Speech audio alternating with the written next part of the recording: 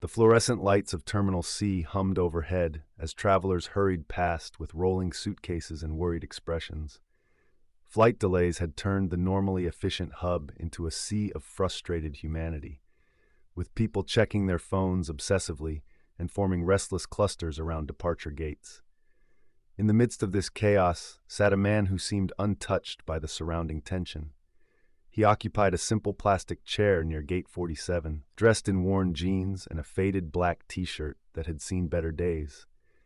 His sneakers were scuffed, his hair slightly unkempt from travel, and he held a paperback book, something philosophical by Marcus Aurelius, rather than the latest smartphone or tablet that occupied nearly everyone else's attention.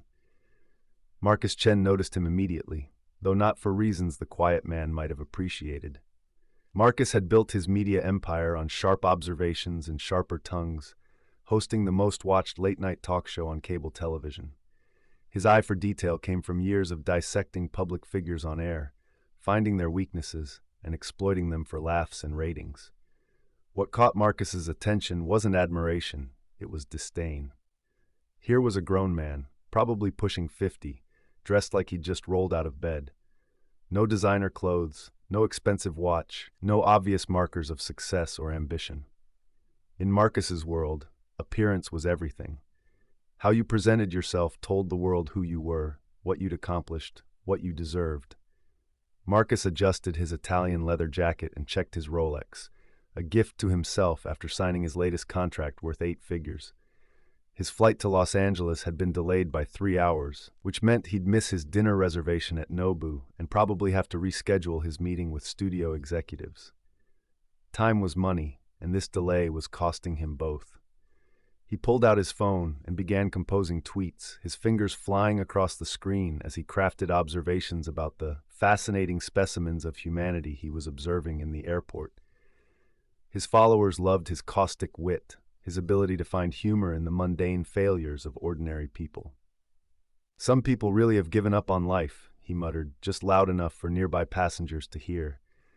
His voice carried the practiced projection of someone accustomed to being listened to. "I mean, there's comfort, and then there's just not caring anymore." The quiet man glanced up from his book, offering a gentle smile that reached his eyes. "Long day?" he asked simply, his voice warm with genuine concern rather than judgment. Marcus was taken aback by the response. He'd expected to be ignored, or perhaps to receive an embarrassed look of acknowledgement. Instead, he found himself face to face with someone who seemed genuinely interested in his well-being. 3-hour delay, Marcus replied, his tone still carrying an edge. "Some of us have important places to be." "That's frustrating," the man said, closing his book but keeping his finger between the pages to mark his place. "I found that airports are great teachers of patience, though. They remind us how little control we actually have over the big things." Marcus bristled slightly.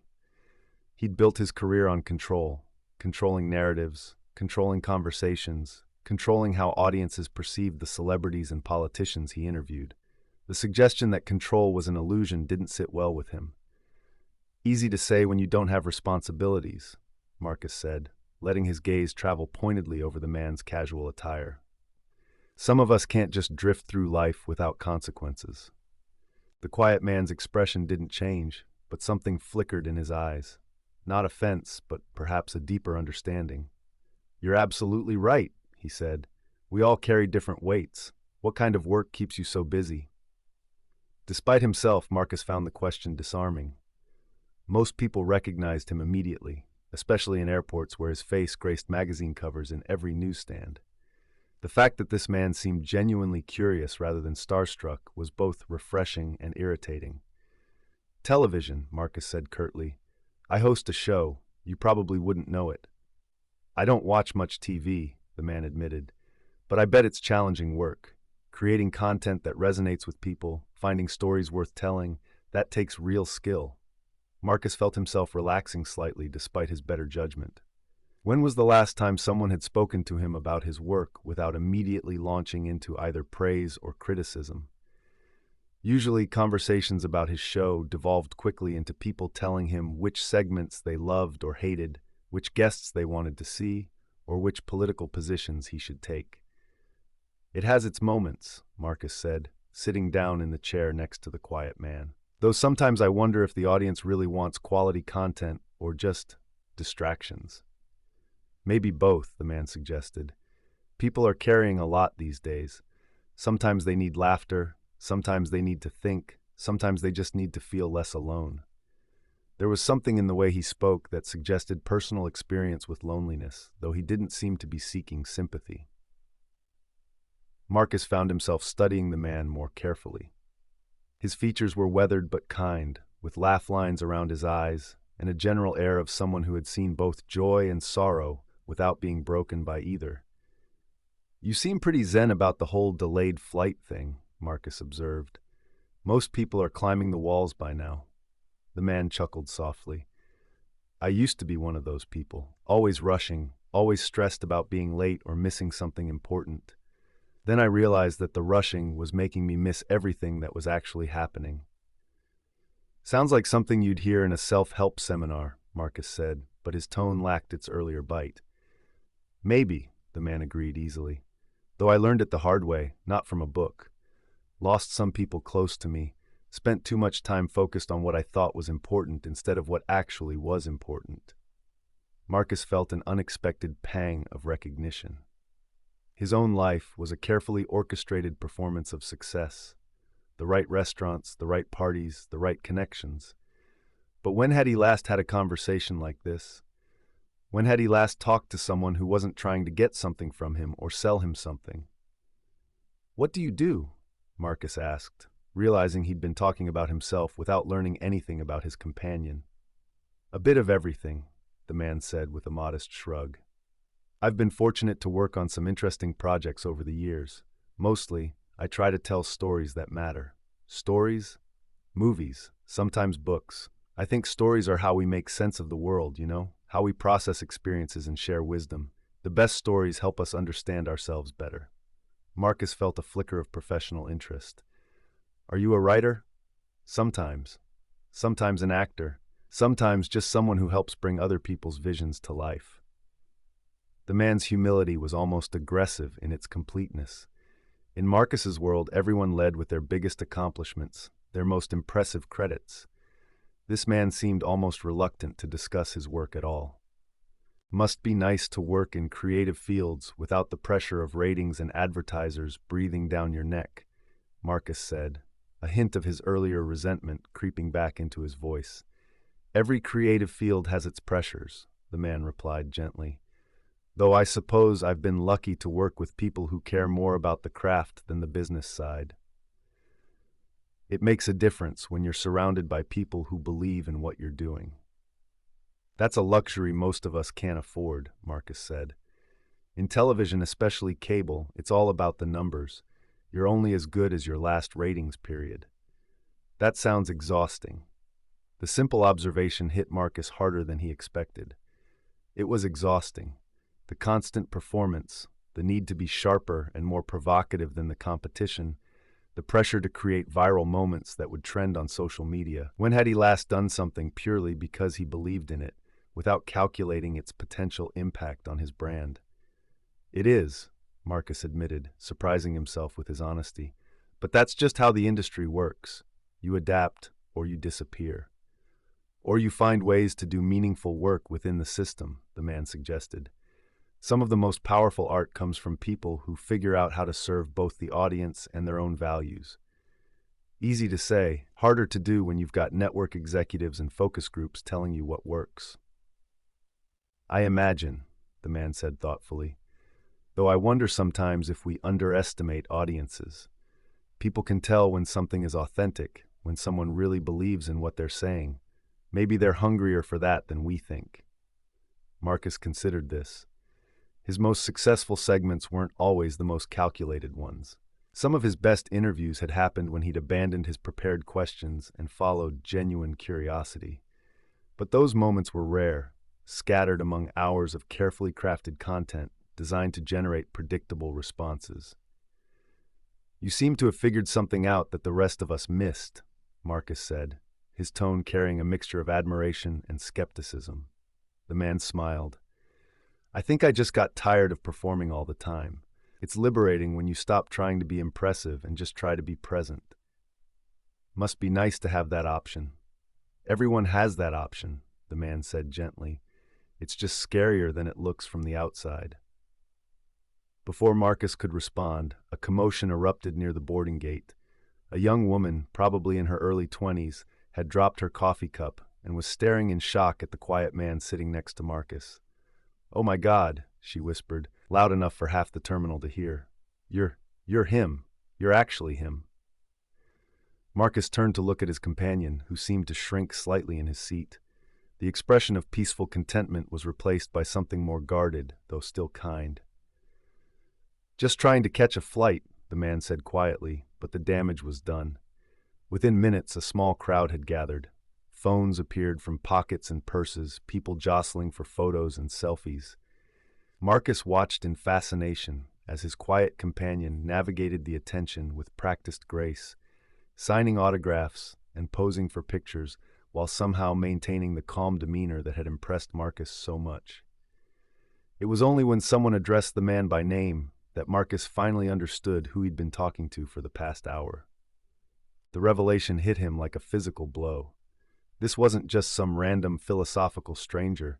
This was one of the most recognizable actors in the world.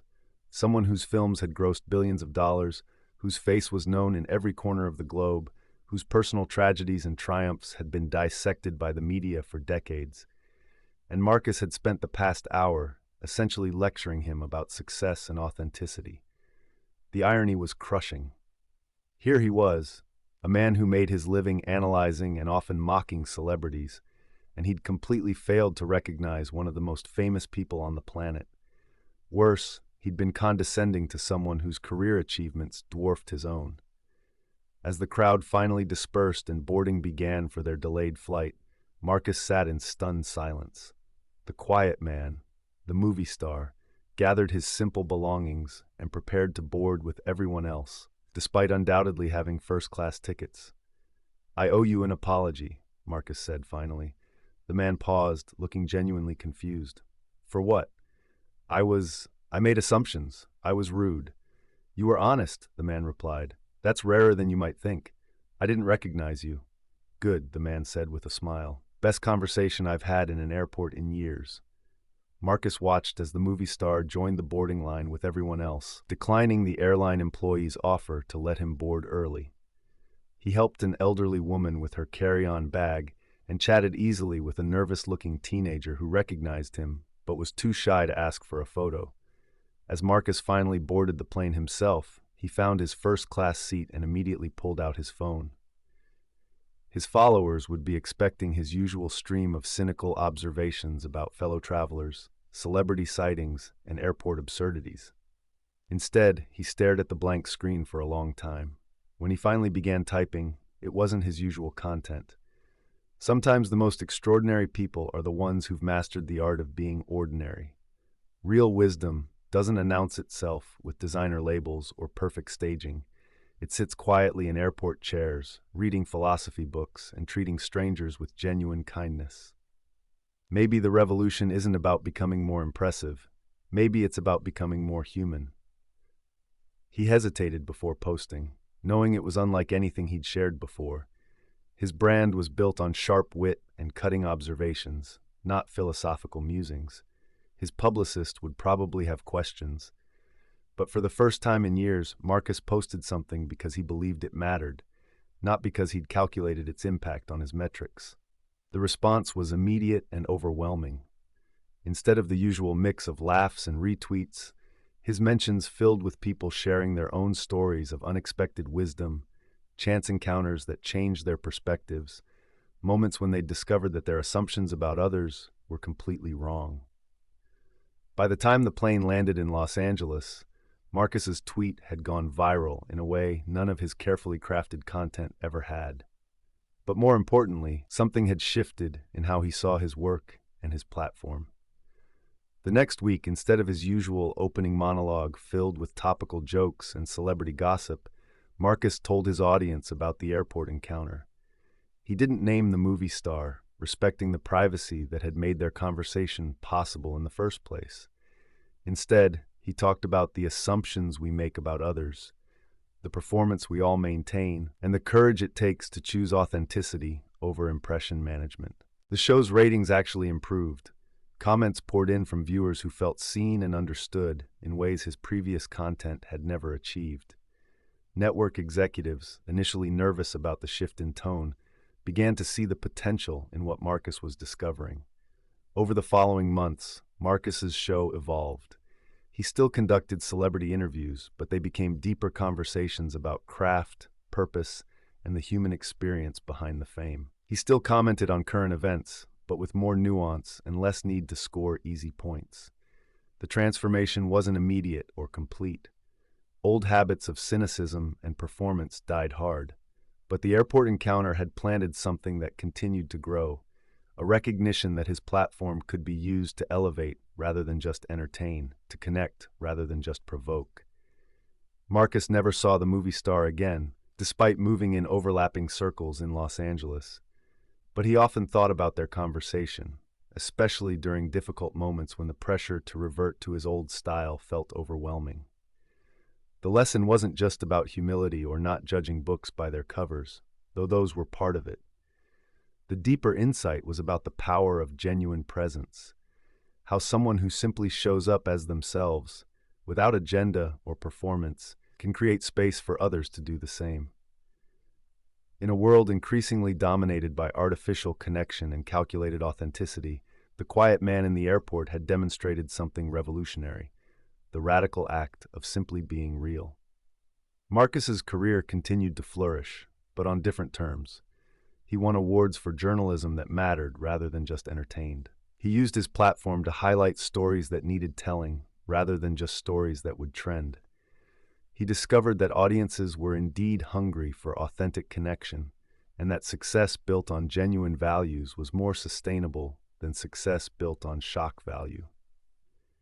Years later, when young journalists asked him for advice about building a career in media, Marcus would tell them about the airport encounter. Not the identity of his conversation partner, which remained his secret, but the lesson embedded in those 2 hours of delayed flight time.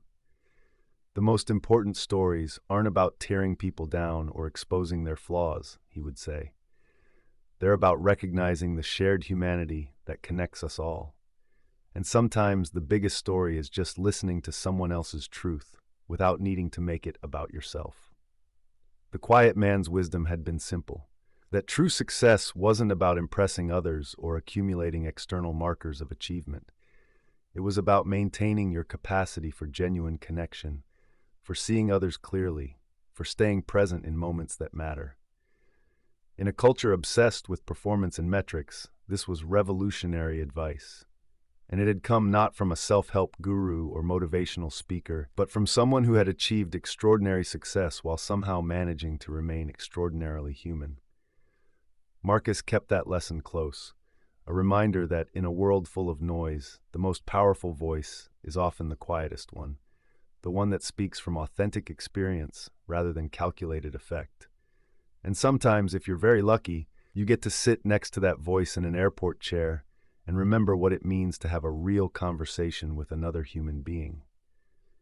The story spread, as true stories do, not through official channels, but through the people who were changed by it. Marcus's shift in approach inspired other hosts and journalists to examine their own work. Viewers began to expect more from their entertainment, to hunger for content that respected their intelligence and their hearts. The movie star, if he ever knew about the impact of that airport conversation, never publicly acknowledged it. He continued his work as he always had, quietly, thoughtfully, with more concern for the craft than the coverage. But in the end, perhaps that was the most powerful lesson of all: that real influence doesn't require recognition, that the most meaningful changes happen in small moments between individuals, and that wisdom shared without expectation of credit has the power to transform not just one person, but entire communities of people searching for something more authentic than what they're usually offered. In an age of artificial connection and performed authenticity, the simple act of being genuinely present with another human being had proven to be the most radical act of all. And it all began with a quiet man in an airport chair, reading Marcus Aurelius and waiting patiently for a delayed flight to somewhere that probably mattered less than the conversation he was about to have.